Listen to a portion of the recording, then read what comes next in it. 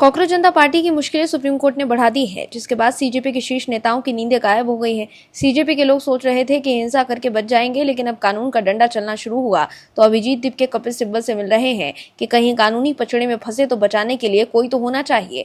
वहीं सीजेपी के प्रवक्ता आशुतोष रंका और सौरभ दास बेचैन नजर आ रहे हैं और कह रहे हैं कि सरकार ने जो कानूनी कार्यवाही न करने को लेकर वादा किया था उसे पूरा करना चाहिए।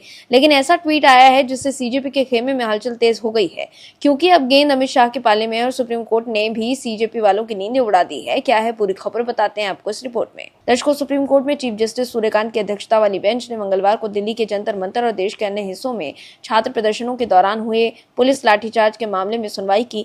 वहीं सुनवाई के दौरान सरकार के खिलाफ सुप्रीम कोर्ट में वरिष्ठ वकीलों की फौज उतर गई। पहले दिन की सुनवाई में senior advocate Abhishek Manu Singhvi, senior advocate Gopal Shankar Narayan समेत 10 वरिष्ठ वकीलों ने अपनी दलीलें पेश की। वहीं सरकार की ओर से सॉलिसिटर जनरल तुषार मेहता भी पेश हुए। इसके बाद सीजेपी के प्रोटेस्ट में जंतर मंतर पर लोगों को खाना खिलाने वाले जुनैद की तरफ से प्रशांत भूषण पेश हुए। भूषण ने कहा, जुनैद को पुलिस ने प्रताड़ित किया। इसी दौरान प्रशांत भूषण ने पत्थरों भरे ट्रक का मुद्दा उठाया। एडवोकेट वृंदा ग्रोवर ने कहा कि पुलिस की तैनाती के बावजूद कैसे पत्थर आ गए।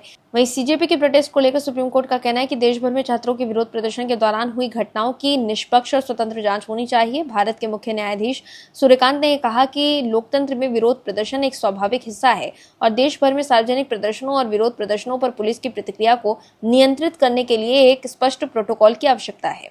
सुप्रीम कोर्ट ने पूछा कि छात्र प्रदर्शनों के दौरान पुलिस की ज्यादतियों के आरोपों की स्वतंत्र जांच क्यों नहीं होनी चाहिए।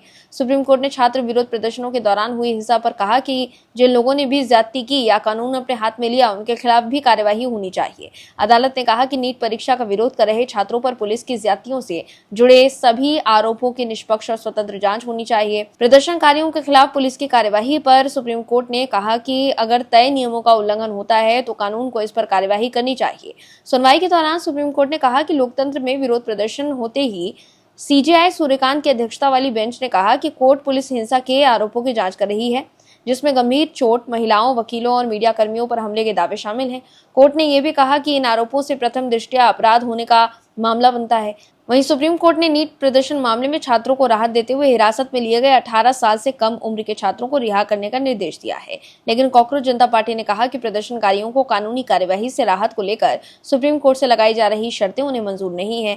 सीजेपी के प्रवक्ता सौरभ दास ने कहा कि सर्वोच्च अदालत की शर्तें उन्हें स्वीकार नहीं है और सरकार को उनकी मांगों को बिना किसी किंतु परंतु के पूरी करना चाहिए। हालांकि दास ने यह भी कहा कि उनकी मांगों को पूरा करने के अलावा अगर सुप्रीम कोर्ट अतिरिक्त कुछ राहत दे तो उन्हें वो मंजूर होगा। सुप्रीम कोर्ट की ओर से दिए गए निर्देशों पर सौरभ दास ने न्यूज एजेंसी एएनआई से बातचीत में कहा कि इन्हें इस तरह की शर्तें मंजूर नहीं है। उन्होंने कहा कि सुप्रीम कोर्ट अगर कुछ युवाओं के हित में कर रही है तो हम स्वागत करते हैं ऐसे आदेश का, लेकिन सुप्रीम कोर्ट जो कर रही है अपने हिसाब से कर रही है। करते रहे, हम लोग जमीन पर थे, बहुत दिनों से हमारी कुछ मांगे थी, उन्हें पूरी होनी चाहिए, ये सबसे महत्वपूर्ण है। हमने मांग की थी कि सभी लोगों के खिलाफ दर्ज एफआईआर वापस होंगे और भविष्य में भी कोई कार्यवाही नहीं होगी। जितने भी लोगों को हिरासत में लिया गया है या गिरफ्तार किया गया है उन्हें छोड़ना चाहिए। सौरभ दास ने यह भी कहा कि उन्हें सरकार की ओर से भरोसा दिया गया था कि मंगलवार को आदेश जारी कर दिया जाएगा। सोमवार रात को उनकी वार्ताकारों से लंबी बातचीत हुई और उन्होंने कहा कि हमने चर्चा की निर्देश की भाषा क्या हो। हमें यह आशंका थी कि अगर शर्तें डाली गई